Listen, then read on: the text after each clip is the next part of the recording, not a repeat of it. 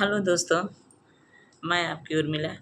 अपने YouTube channel में आप लोगों का स्वागत करती हूँ। उम्मीद करती हूँ कि आप लोग अच्छे खासे होंगे, स्वस्थ होंगे, मस्त होंगे।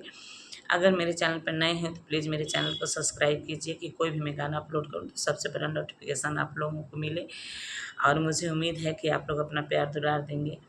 जैसे सबको अपना आप लोग आशीर्वाद प्यार दुलार देते हैं उसी तरह से मुझको भी दीजिए। और मैं आप लोगों को, मेरी बहन है,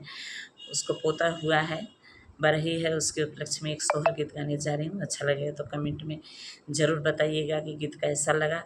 मैं पूरी उम्मीद करती हूँ, आशा करती हूँ कि आप लोगों को मेरी गीत पसंद आएगी। अगर पसंद आएगी तो लाइक शेयर सब्सक्राइब ज़रूर कीजिए ताकि मुझे भी अच्छा लगे। और आप लोगों के सहयोग की मुझे ज़रूरत है। मैं उम्मीद करती हूँ आप लोग मुझे नाउम्मीद नहीं करेंगे, अपना प्यार दुलार आशीर्वाद ज़रूर देंगे। और आज आप लोगों के बीच में एक छोटी सी सोहर लेके आई हूँ। कैसा लगा कमेंट में ज़रूर बताइएगा। मोरे अंगनवा में तुलवा तलहर लहर करे लहर लहर करे ओ मोरी बहिनी ते ही पर कगवा जे बोले ला बोलिया सोहावन लागे बोलिया सोहावन लागे ओ बहिनी ते ही पर कगवा जे बोले त बोलिया सोहावन लागे बोलिया सोहावन लागे ओ किया का गैया मोरे राजा तकिया हो बीरन भैया किया हो बीरन भैया हो कागा कमन लोचनवा पहुँचावेला बोलिया सोहावन बोलिया सोहावन हो कागा कमन लोचन पहुँचावत बोलिया सोहावन बोलिया सोहावन हो नहीं रानी अइहा तुहरे राजा नहीं हो बीरन भैया नहीं हो बीरन भैया न हो मोरी रानी तुहरे जे होरिला जनमिए त बोलिया सोहावन लागे बोलिया सोहावन लागे ओ जाऊ तू एक कागा जाऊ तू अपने ही घर जाऊ हो कागा सोनवा मड़ब तुहरे ठोरवा त मुडती लचाऊ रहो कागवा सोनवा गड़ब तुहरे ठोरवा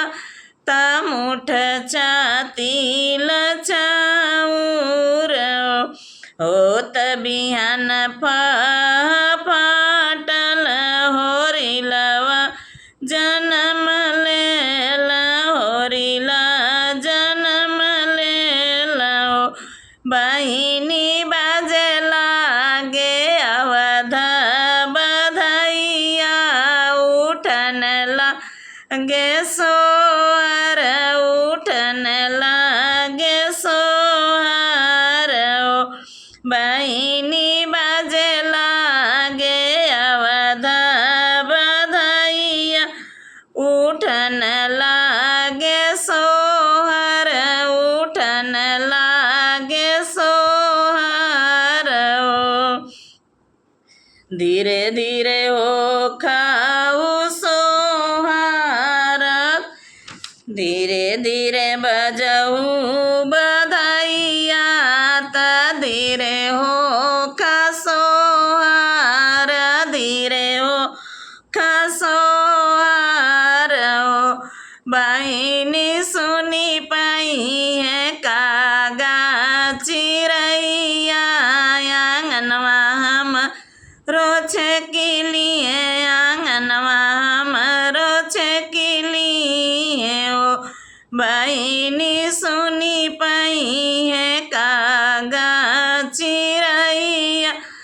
आंगनवा हमरो छे के लिए आंगनवा हमरो छे के लिए ओ मोरे आंगनवा में तुलवा तलहर लहर करे लहर लहर करे ओ बहिनी ते ही पर कगवा जे बोले ला बोलिया सोहावन बोलिया सोहावन हो। और एक बरहे के उपलक्ष्य में गा रही हूँ। 12 दिन की बरहिया बरहियो न बीते बरहियो न बीते ले ओ बहिनी खिड़की से झाके लपियावा देखत मोहिया लागे देखत मोहिया लागे लाओ अंगना ही बैठली सासु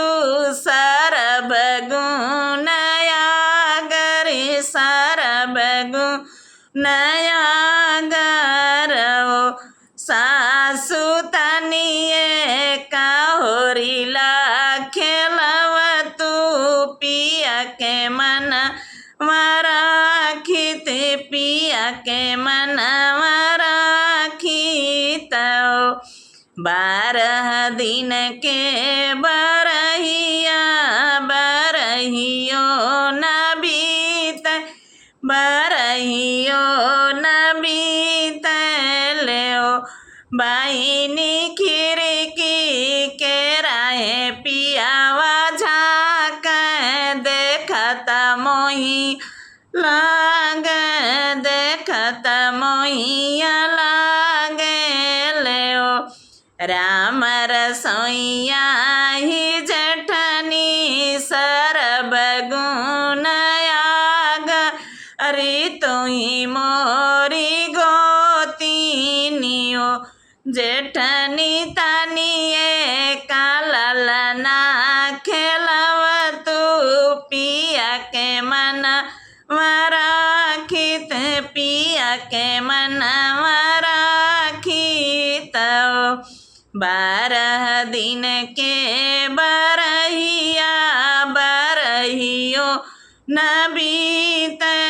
बरहियो न बीते ले ओ बहिनी खिड़की के राहे पियावा झाँक देखत मोहिया लाग देखत मोहिया लागे लाओ सुप लिखेलती मोरी ननदी तुही मोरी ननदी नओ ननदी तानिए कबती जवा खेलव तू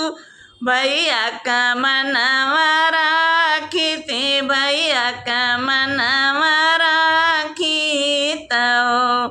एक हमारे यहाँ जब बरही होता है तो गीत गवाया जाता है।